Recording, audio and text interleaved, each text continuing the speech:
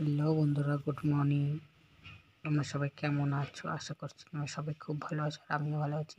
আজকে সকাল সকাল ব্লগটা শুরু করতাম। দেখো আজকে যেহেতু রবিবার, তো রোববারে দেখো আজকে ব্রেকফাস্টে গোলা রুটি বা প্যানকেক যা হোক গোলা রুটি করছি। আজকে ইচ্ছা করলে গোলা রুটি খাই, তাই গোলা রুটি করছি। তো দেখো সকাল সকাল সকালের জল খাবার করে নিচ্ছি, সবাই খাবো এটা। আজকে ইচ্ছা করলো তাই করলাম। তো ঘরে রান্নাঘরের সমস্ত কাজ হয়ে গেছে, বিছানাপত্রও তোলা হয়ে গেছে। আর এই গোলা রুটি করে নিচ্ছি, সকালে জলখাবার খেয়ে নেবো সবাই মিলে।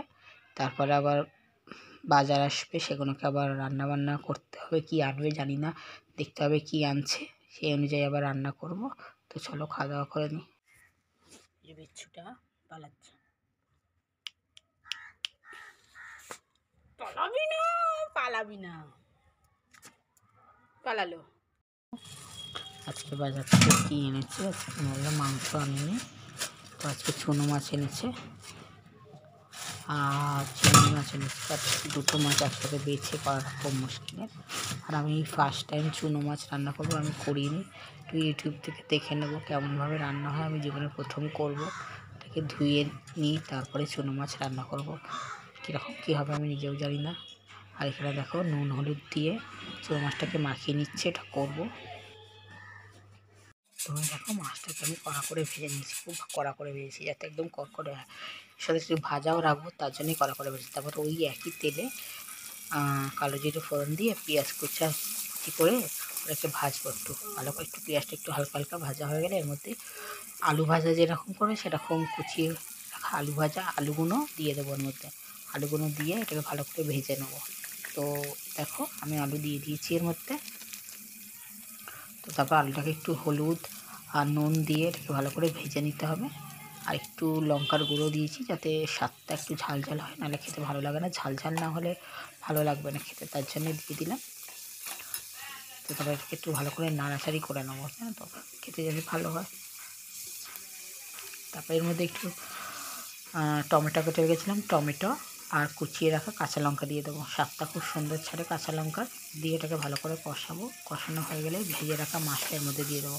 তো দেখো মাছটাকে দিয়ে একটু কষিয়ে একটু জল দিয়ে ফুটিয়ে দেখো এরকম হবে। তোমরা চাইলে একটুখানি জল একটুখানি ঝোল ঝোলও রাখতে পারো, আবার মাখা মাখা করতে পারো। তারপরে দেখো নামানোর সময় দেখো ধনেপাতা দিয়ে দেবে। আর এটা খেতে যা হয়েছে, আমি ফার্স্ট টাইম রান্না করেছি, খেতে অসাধারণ হয়েছে।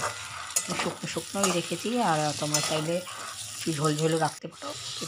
অসাধারণ হয়েছে, ঠিক আছে? দেখতে কেমন লাগছে, খেতে কত সুন্দর হবে, পুরো মাছটা কেমন হচ্ছে, দারুণ লাগছে। তার আমি ফার্স্ট টাইম রান্না করেছি, আমি নিজে বিশ্বাস করতে পারি এত সুন্দর করবো এই মাছটা।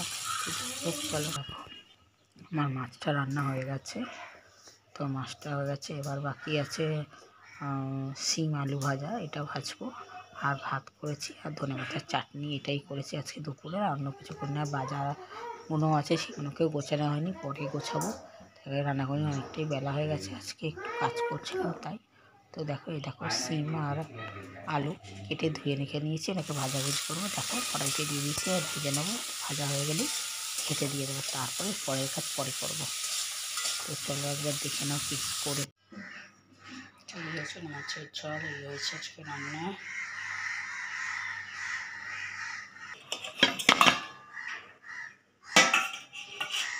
এই দেখো আলু আর শিম ভাজা, চুনো মাছ ভাজা, ভাত, ধনেপাতা পেস্ট, এই হচ্ছে চিকেন রান্না।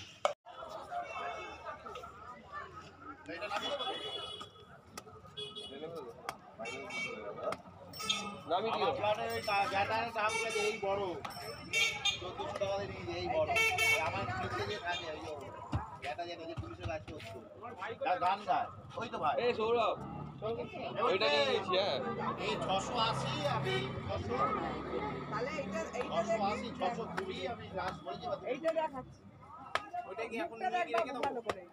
এই দাদাভাইকে দেখা, দাদাভাইকে বল তুই ওটা আমায় দিয়ে দে, আমি ঢুকি দিই ওইটা। আমি বলবো না বলে এই মুখটা ভালো লাগে তো, বুঝবি তুই। আমি ওর সাথে তোমাকে ও দেখাচ্ছে, 500 টাকা দেখাচ্ছে আমায় দেখিয়ে যাবে, ওই জন্যই তোকে বলেছি।